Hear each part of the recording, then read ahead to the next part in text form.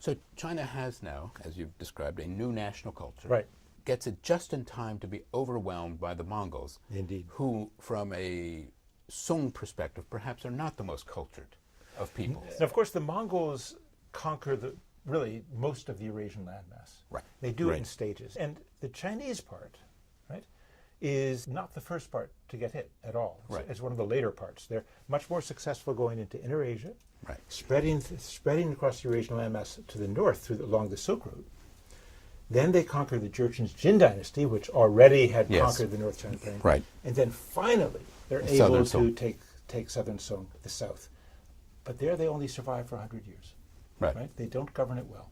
And actually, they survive in other parts of the world rather much longer. significantly Right. longer. But why isn't this kind of, when one looks at this, if you were to do a snapshots of history, East and West, why isn't this thought of as kind of the Huns and the end of the Roman Empire and the beginning of a quite different set of events that would lead, in Europe to the Dark Ages, and in China it doesn't. It doesn't. Right.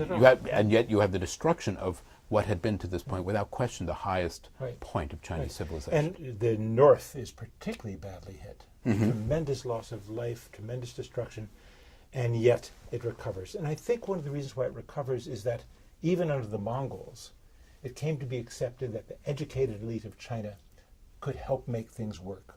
And the literati elite, the local elites of literati, of educated people, continue, particularly in South China, right through the Mongol period. In the next period we're going to be talking about, in this coming mini-course, we're going to be talking about the Ming Dynasty. Right. And the Ming Dynasty is the only dynasty in history to this point that was founded in the South.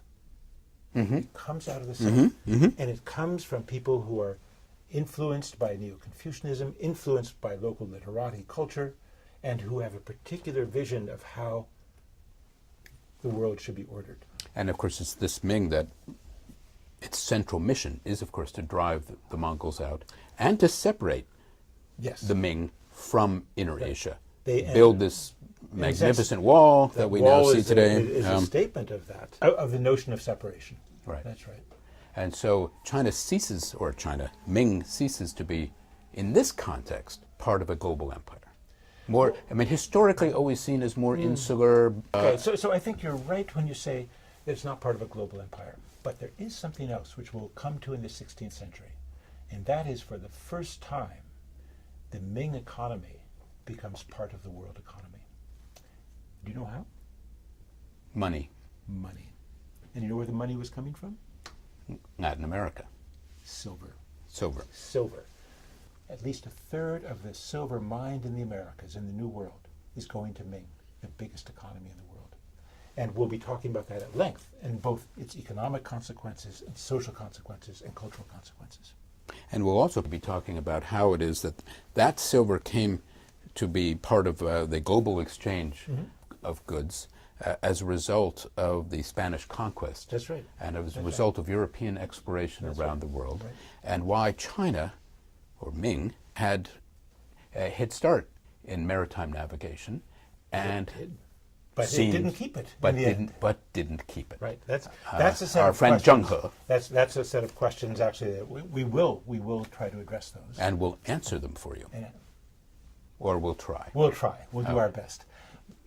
But this is the period in which I think we could say, in the beginning of the 15th century, late 15th century, we see the beginning of our world, and really in the 16th century, of a world which is made possible by the New World, because it shifts transportation to sea transportation in a new way and links the world together. Right. And that I think is a good point to stop and say, join us for the next part and see China and the world in a new way. See you then.